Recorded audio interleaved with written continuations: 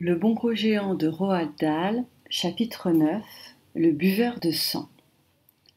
Soudain, un martèlement terrifiant retentit à l'entrée de la caverne et une voix de tonnerre se mit à rugir. « Hé, le nabot, tu es là? Je t'entends bavasser. Avec qui bavasses-tu, nabot ?»« Attention !»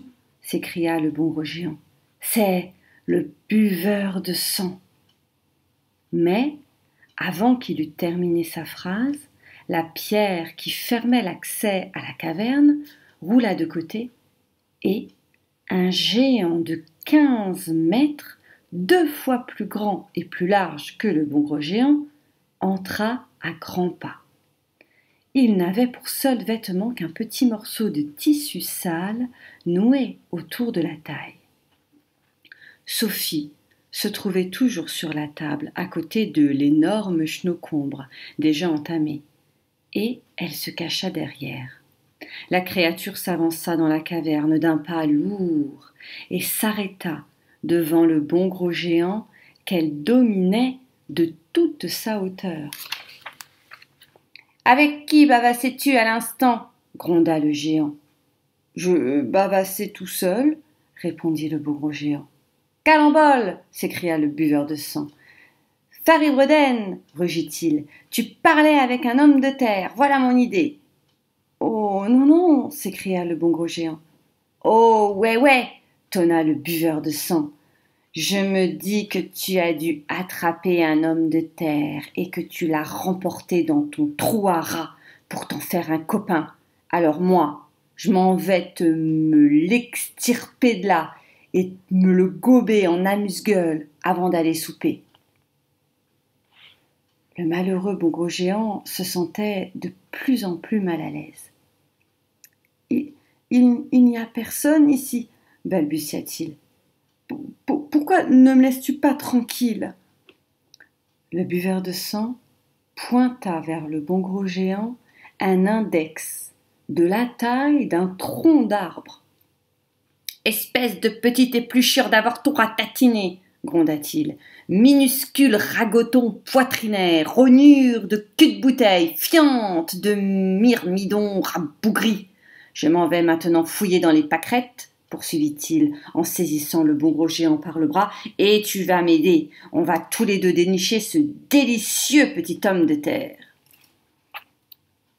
Le bon gros géant avait eu l'intention d'escamoter Sophie en l'attrapant à la première occasion pour la cacher derrière son dos, mais il n'avait plus aucun espoir à présent d'y parvenir. Sophie jeta un coup d'œil dissimulé derrière l'extrémité mâchonnée de l'énorme chenocombre et observa les deux géants qui se dirigeaient vers le fond de la caverne.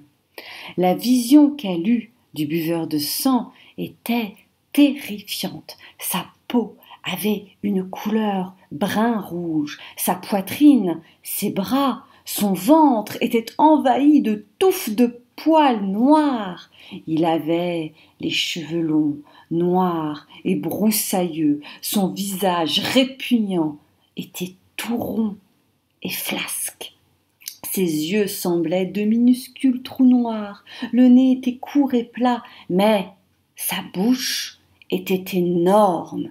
Elle barrait son visage d'une oreille à l'autre et ses lèvres ressemblaient à 2 gigantesques saucisses rougeâtres posées l'une sur l'autre. Des dents jaunes et tranchantes dépassaient d'entre ses 2 lèvres de saucisses rouges et des flots de bave lui coulaient sur le menton.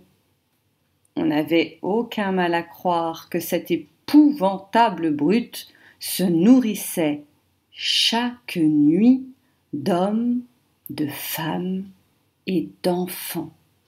Le buveur de sang, tenant toujours le bon gros géant par le bras, examinait les rangées de bocaux sur les étagères. « Toi et tes maudites bouteilles !» s'exclama-t-il. « Qu'est-ce que tu peux bien mettre là-dedans ?»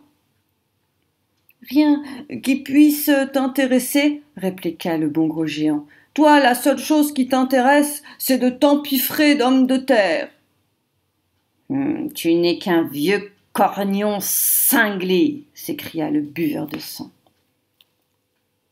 Bientôt, cette brute va revenir, pensa Sophie, et regardez ce qu'il y a sur la table.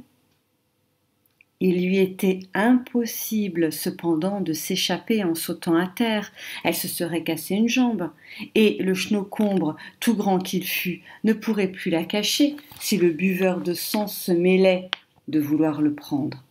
Elle examina l'extrémité mâchonnée du légume. Il y avait de gros pépins au milieu, chacun de la taille d'un melon. Ils étaient nichés dans une matière molle et gluante. En prenant soin de rester hors de vue, Sophie s'avança et arracha une demi-douzaine de ces pépins, ménageant ainsi au milieu du chenaucombre un espace suffisant pour qu'elle puisse y blottir en se roulant en boule. Elle se glissa dans cette cachette humide et visqueuse, en pensant que c'était un moindre mal, comparé à la perspective d'être dévorée par le géant. Le buveur de sang et le bon gros géant revenaient à présent vers la table. Le bon gros géant se sentait presque défaillir sous l'effet de la frayeur. Défaillir, c'est-à-dire avoir le sentiment de s'évanouir. À tout moment, Sophie pouvait être découverte et aussitôt avalée. Or, soudain, le buveur de sang saisit le chenaucombre. Le bon gros géant contempla alors la table vide. « Où es-tu » pensa-t-il, et il était au désespoir. « Tu n'as pas pu sauter de cette table, elle est trop haute. Où te caches-tu donc, Sophie ?»« Alors, c'est ça, la putréfiante et dégoûtable mangeaille que tu avales ?» gronda le buveur de sang en tenant devant lui le chenaucombre mâchonné. « Tu dois être complètement maboule pour ingurgiter une pareille courge molle. » Pendant un instant, le buveur de sang parut oublier qu'il était parti à la recherche de Sophie. Le bon gros géant en profita pour le lui faire oublier un peu plus. « Ceci, dit-il, c'est délixi savouricieux chenaucombre. Je m'en empiffre nuit et jour avec le plus grand plaisir. Tu n'as donc jamais essayé de manger du chenaucombre, buveur de sang ?»« Les hommes de terre sont bien plus savoureux, » répliqua celui-ci. « Tu dis des faniaises, » assura le bon gros géant, qui se sentit soudain plus brave, c'est-à-dire plus courageux. Il pensa que si le buveur de sang avalait ne serait-ce qu'une seule bouchée du répugnant légume, son goût infect suffirait à lui faire fuir la caverne en hurlant. « Je te laisse volontiers y goûter, » poursuivit le bon gros géant, « mais s'il te plaît, lorsque tu seras rendu compte à quel point c'est exquis succulent, ne l'avale pas tout entier, laisse-moi une lichette pour mon souper. » De ses petits yeux porcins, c'est-à-dire des petits yeux de porc, des petits yeux de cochon, le buveur de sang examina le chenaucombre d'un air soupçonneux. Sophie, recroquevillée à l'intérieur du bout déjà mâchonné, se mit à trembler de tout son corps. « Tu n'es pas en train de m'escrocouiller, au moins ?» demanda le buveur de sang. « Certainement pas !» s'écria le beau gros géant avec fougue.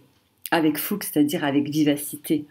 « Prends-en une bouchée et je te garantis que tu ne pourras t'empêcher de crier combien cette petite merveille, cette petite vermeille est d'exquis savouricieuse. » Le bon gros géant voyait la bouche avide du buveur de sang saliver plus que jamais à la perspective de cette manne inattendue. Quand on est avide de quelque chose, c'est qu'on en a très envie. Les légumineuses, c'est très bon pour la santé, poursuivit le bon gros géant. Ce n'est pas sain de manger sans cesse des choses viandeuses. Juste pour cette fois, j'accepte de goûter ta putréfiante mangeaille, dit le buveur de sang. Mais je te préviens, si c'est immangeable, je te l'écrase sur ta répugnante petite tête.